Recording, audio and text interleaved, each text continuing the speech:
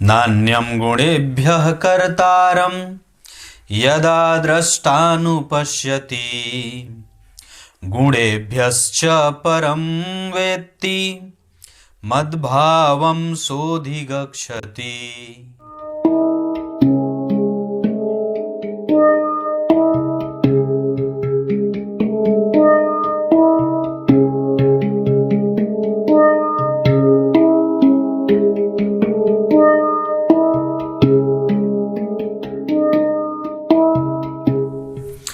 प्रिय दर्शकों नमस्कार, एक बार फिर से उपस्थित हूं आप सबके सामने गुरुवार के कार्यक्रम में। आज से अब मैं आप लोगों को एक सीरीज बना करके दूंगा और इस सीरीज में आप सभी लोगों की कुंडलियां शामिल हो जाएंगी। ये बहुत ही बेहतर होने वाला है और ये लंबा भी चलने वाला है। शुरू करते हैं आज का कार्यक्रम।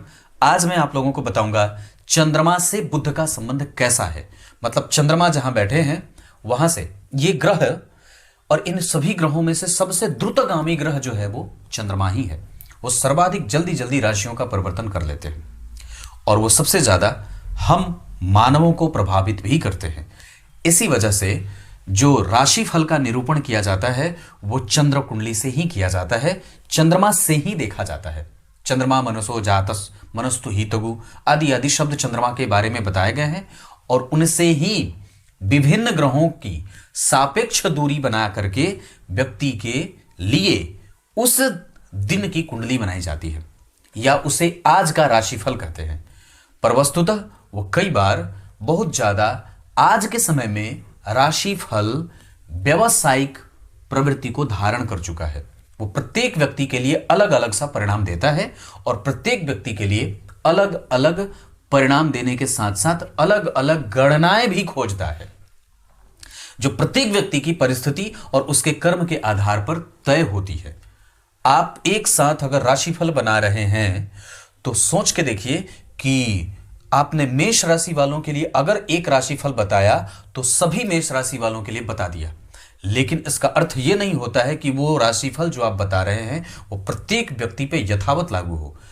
अधिक संख्या में तो नहीं ही लागू होता है, या ये कह सकते हैं कि किसी पे लागू नहीं होता।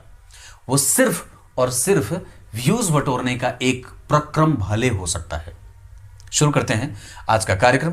कहीं नहीं जाना है, बिल्कुल बन के रहिएगा। कार्यक्रम के आरंभ में बोले गए गीता जी के श्लोक का अर्थ भी बताने वाला हूं और सबसे पहले अब चर्चा चंद्रमा से बुध का संबंध कैसा है। चंद्रमा और बुध जब केंद्र में बैठेंगे तो व्यक्ति को चंचल मानसिकता का बना देते हैं और वही वो कई बार उनके निर्णय लेने की क्षमता को प्रभावित भी करते हैं। हालांकि व्यक्ति स्पष्टवादी और बड़ा ही कोमल स्वभाव का होता है, बचपना थोड़ा ज्यादा करता है।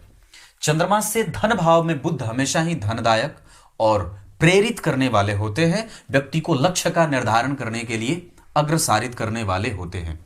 दो दो तीन तीन चीजें बताऊंगा और अपनी कुंडली में बस मिलाते चलिए। चंद्रमा से तीसरे भाव में जब कभी भी बुध बैठेंगे तो आपको सामान्य शुभ परिणाम देंगे, बहुत ज्यादा अच्छे नहीं, बहुत ज्यादा बुरे नहीं। मतलब जब वो चंद्रमा गिनने से तीसरे भाव में आ जाए, बुध से एकादश में आ जाए, मतलब चंद्रमा से 3 घर आगे बुध जब बैठेंगे तो व्यक्ति को संतुलित करने वाला बनाएंगे।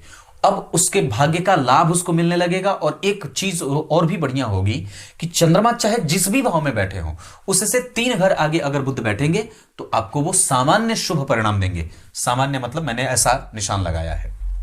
चंद्रमा जहां बैठे हैं वहां से बुध अगर 4 घर आगे बैठेंगे तो चंद्र कुंडली में अगर चंद्रमा से ठीक 4 घर आगे बुध बैठेंगे तो ये परिणाम कई बार घर में कलह का वातावरण, मानसिक अव्यवस्था का शिकार, निर्णय लेने की क्षमता में कमजोरी, स्वास्थ्य से संबंधित समस्याओं का प्रभावित होना और उससे कष्ट होना, मानसिक क्लेश बढ़ता है और बुखार आदि और जैसे होता है ना ताप संताप की बीमारी होती है, मन जलता रहता है। यह बात है। चंद्रमा से 5 घर आगे अगर बुध होंगे तो सामान्य परिणाम देंगे। जहां व्यक्ति बुद्धि का पवित्र होता है, निर्मल होता है और जिज्ञासु होता है, अलग बात है कि वो जान करके उसका फायदा कितना उठाया, यहीं पे ये सामान्य परिणाम करने लगते हैं। और वहीं पे छठवें बहुत अच्छा परिणाम, जहां व्यक्ति को भागवत भक्त बनाते हैं, बुद्धिमान, साहसी, निडर और पराक्रमी बनाने के साथ साथ यथेष्ट समय पे यथेष्ट ऊर्जा का पालन और संचालन करने वाला बना देते हैं। 7वें बहुत अच्छा नहीं होता। ये दाम्पत्य में और व्यक्ति को भी कई बार अव्यावहारिक बना देते हैं, कई बार कमजोर बनाते हैं, बुद्धि निर्मल नहीं होने देते, अपवित्रता और कई बार आलस्य के साथ साथ व्यक्ति कभी भी बड़ा नहीं हो पाता और बड़ा नहीं सोच पाता है, छोटे मोटे कामों में ही उलझा रहता है। अष्टम भाव के बुध चंद्रमा से अगर बैठे हो 8 घर आगे तो ये बहुत अच्छा नहीं होता। ये व्यक्ति को मानसिक भ्रम, मानसिक चिंता, मानसिक दुर्बलता के साथ साथ उसके जीवन में अप्रत्याशित घटनाओं के घटनाक्रम को जोड़ने वाला भी होता है। चंद्रमा से नवम भाव के बुध भाग्यशाली, भाग्य निर्माता, धर्म रक्षक, धर्म को धारण करने वाला और साथ ही साथ व्यक्ति को अव्यवहारिक नहीं बनने देते। वो व्यवहार कुशल होने के साथ साथ सबका आदर और सबका सम्मान करने के साथ साथ ब्राह्मणों का पूजक और धर्म का रक्षक होता है। इसके अतिरिक्त उसकी शिक्षा, उसकी व्यवस्था, उसका संचालन और उसका जीवन यापन का साधन बड़ा ही पवित्र और बड़ा ही श्रेष्ठ होता है। दशम स्थान के बुध व्यक्ति को व्यापार कुशल, व्यापारिक, निर्बाध गति से अपने जीवन की गति को गति देने वाला और हमेशा ही सजग रह करके अपने व्यापार और अपनी व्यापार कुशलता का परिचय समाज को देने वाला होता है। चंद्रमा से 10वें स्थान के बुध व्यक्ति को पौराणिक बनाने के साथ साथ उसको सामाजिक बना देते हैं और संतुलन बनाने वाला बना देते हैं। चंद्रमा से 11वें भाव के बुध व्यक्ति को कई तरीके से उच्च लक्ष्य की प्राप्ति करने में सहायक, कई तरीके से व्यक्ति को अपने बल पर कुछ करने की हैसियत से और क्रिएटिव बनाने के साथ साथ निश्चित रूप से हमेशा ही प्रगतिशील बना देते हैं। जहां व्यक्ति थोड़ा प्रैक्टिकल भी होता है, समझने वाला होता है, लेकिन प्रेम के वशीभूत रहने वाला भी होता है। 12वें भाव के बुध बहुत अच्छे नहीं होते। ग्रहों का संबंध कैसा है?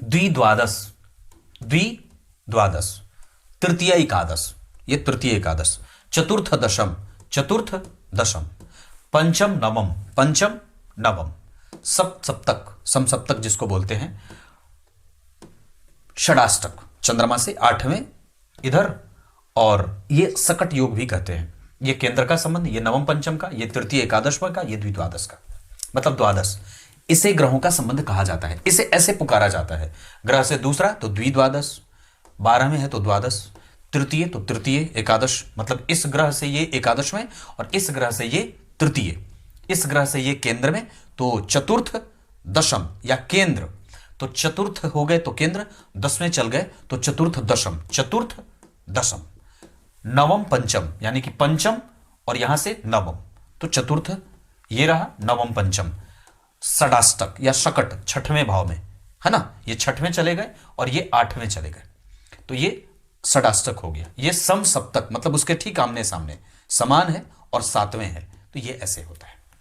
अब आइए गीता जी का श्लोकार्थ बता देता हूं। गीता जी के 14वें अध्याय के 19वें श्लोक में भगवान ने ये बात कही है कि जो न तो सात्विक है, जो न तो राजसिक है और जो न तो तामसिक है, वो किसी भी गुण से अपने आप को चिपका करके नहीं रखा है।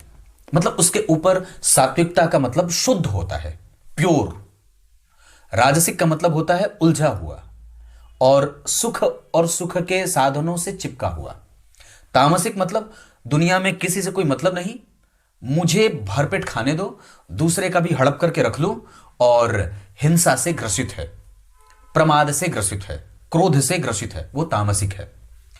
पर इन तीनों से जो युक्त नहीं है वो परमात्मा को प्राप्त कर जाता है।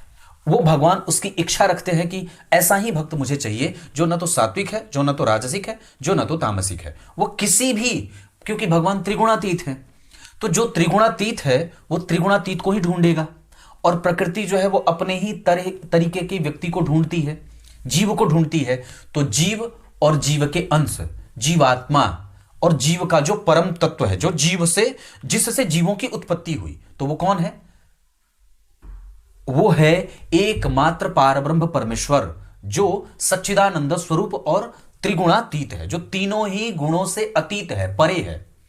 तो ऐसे लोग परमात्मा में लीन हो जाते हैं। ये ऐसे ही लोगों की आवश्यकता प्रकृति को भी होती है। कुछ इसी तरीके से आज के कार्यक्रम का समापन करते हैं। तब तक के लिए इजाजत दीजिए, कल एक बार फिर से उपस्थित होंगे आप सबके सामने। तब तक के लिए बहुत बहुत नमस्कार।